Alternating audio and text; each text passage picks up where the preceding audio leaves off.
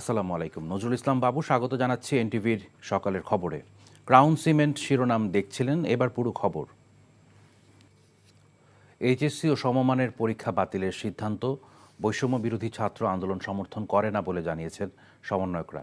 সচিবালয়, শাহবাগ, প্রেসক্লাব দখল দুরভিসন্ধিমূলক ষড়যন্ত্র বলে মনে করেন তারা।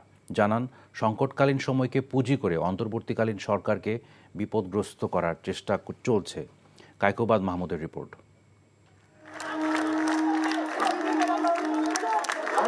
মঙ্গলবার দিনভর এইচএসসি ও সমমানের স্থগিত থাকা পরীক্ষা বাতিলের দাবিতে সচিবালয় ও এর আশেপাশের এলাকায় চলে দফায় দফায় বিক্ষোভ। পরে সিদ্ধান্ত আসে পরীক্ষা বাতিলের। এদিকে রাতে রাজধানীর সোহরাওয়ার্দী হাসপাতাল ও ঢাকা মেডিকেল কলেজ সহ 4টি হাসপাতালে ছাত্র জনতার আন্দোলনের সময় আহত